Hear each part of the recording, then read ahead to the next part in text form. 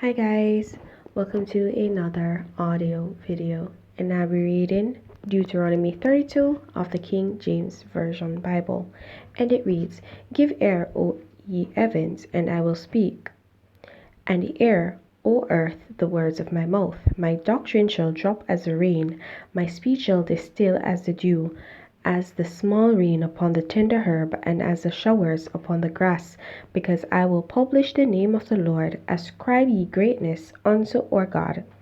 He is the rock, his work is perfect, for all his ways are judgment. A God of truth, and without iniquity, just and right is he. They have corrupted themselves, their spot is not the spot of his children. They are a perverse and crooked generation. Do ye thus requite the Lord, O foolish people and unwise? Is not he thy father that hath bought thee?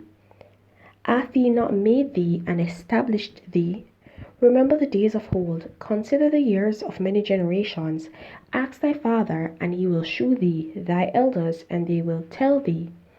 When the Most High divided to the nations their inheritance, when he separated the sons of Adam, he set the bounds of the people according to the number of the children of Israel.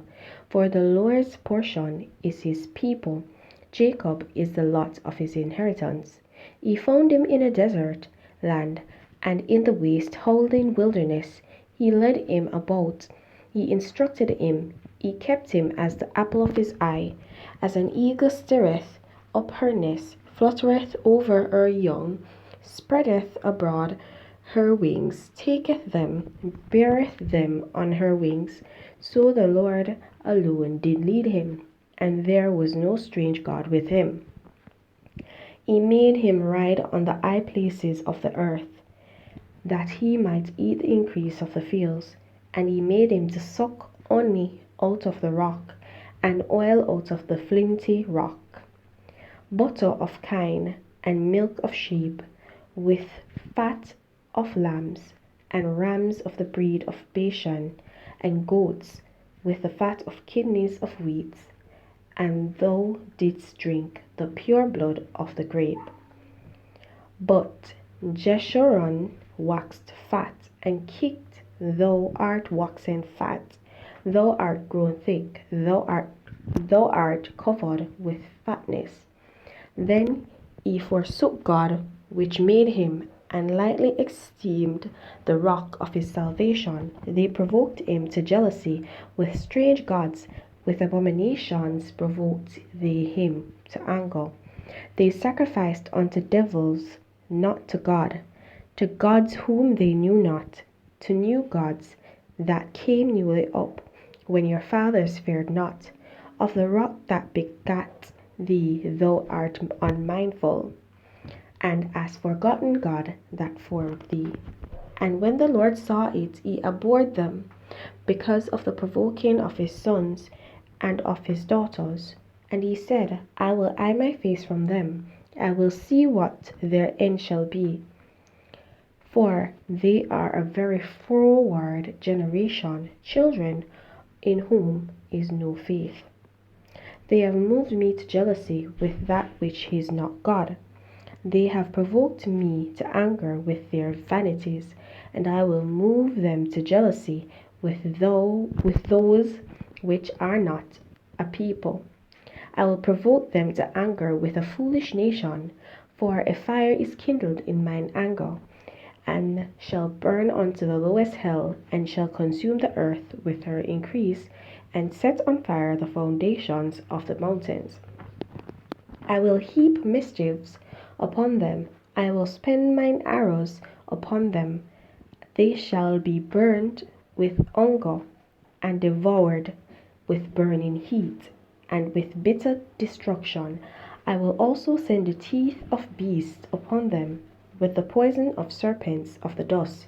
The sword without and terror within shall destroy both the young man and the virgin, the suckling also with the man of grey hairs. I said, I would scatter them into corners, I would make the remembrance of them to cease from among men.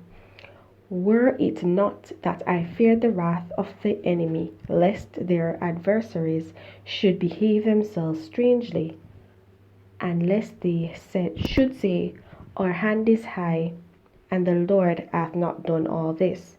For they are a nation void of counsel, neither is there any understanding in them. Oh, that they were wise, that they understood this, that they would consider their latter end. How should one chase 1,000, and two put 10,000 to flight, except their rock had sold them, and the Lord had shut them up? For their rock is not as our rock, even our enemies themselves being judges. For their vine is of the vine of Sodom, and the fields of Gomorrah. Their grapes are grapes of gall. Their clusters are bitter. Their wine is a poison of dragons, and the cruel venom of asp. Is not this laid up in store with them, and sealed up among my treasures?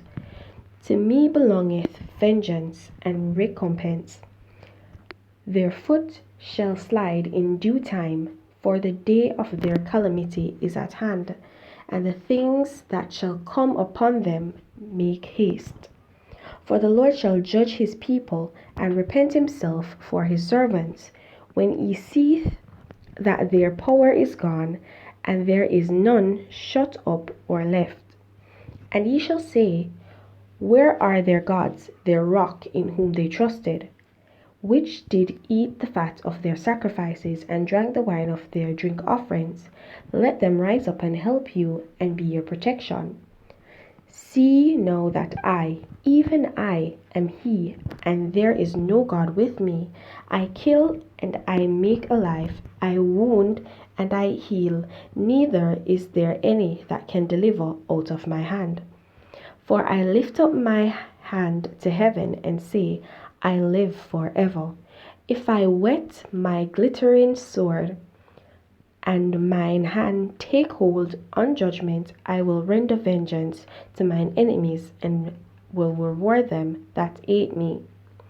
I will make mine arrows drunk with blood, and my sword shall devour flesh, and that with the blood of the slain and of the captives, from the beginning of revenges upon the enemy.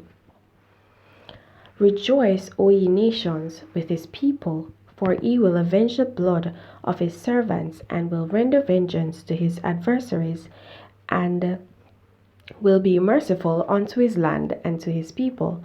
And Moses came and spake all the words of this song in the ears of the people, he and Hoshea the son of Nun.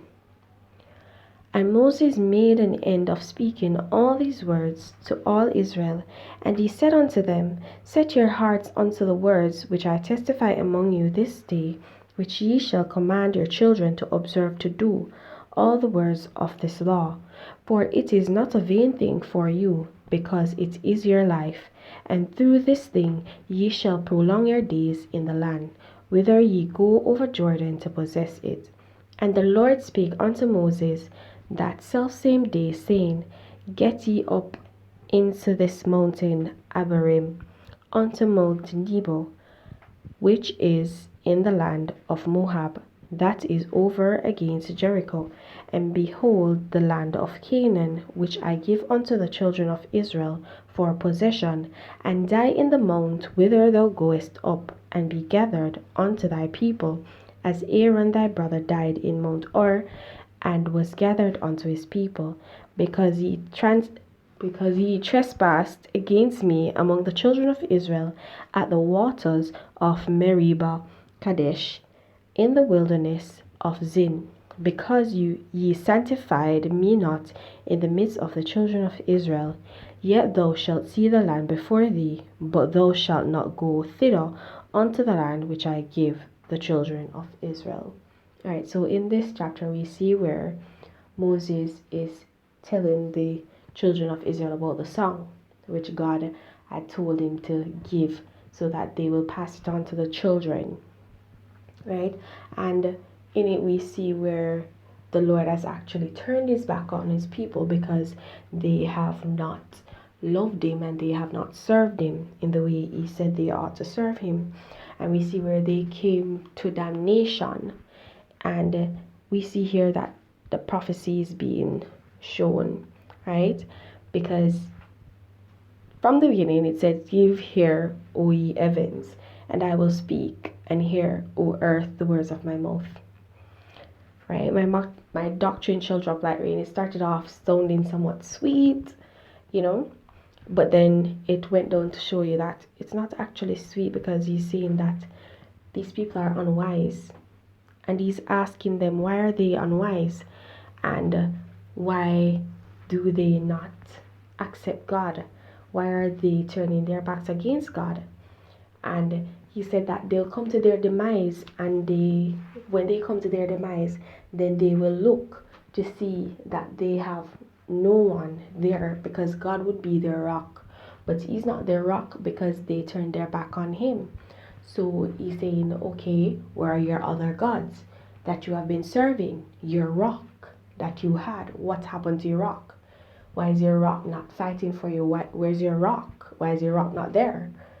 I mean, you've been serving, you've been offering up your sacrifices that I commanded you to give unto me, according to the laws and the statutes and my judgments, but you have not followed them, but you went after other gods, seeking new gods, and worshiping the devil, and giving these sacrifices and offerings that you should give to the devil, and these other gods, and not to me, the Lord your God, which has brought you, which has made you. Do you not know that nothing can be done unless I say it can be done? Do you not know that power is within my hands? And it goes on to say, vengeance is his, not ours. Right? So the Lord will indeed avenge his people. Okay? He is perfect in everything that he does. Nothing can be done except he wills it to be so, or he allows it to happen. So he's not the one that does bad things to you. He just allows it to happen for whatever reason, whether it's to teach us a lesson, whether it's to make us stronger believers and strengthen us, whatever the reason may be.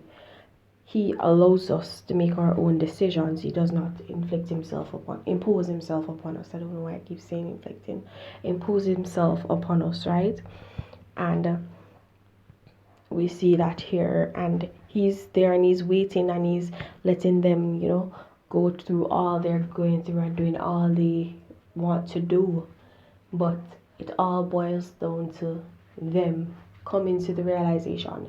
And he's saying that they're not even smart enough, wise enough to see that they've actually turned their backs on God, and God is indeed the all-powerful, and they should actually put their trust in God.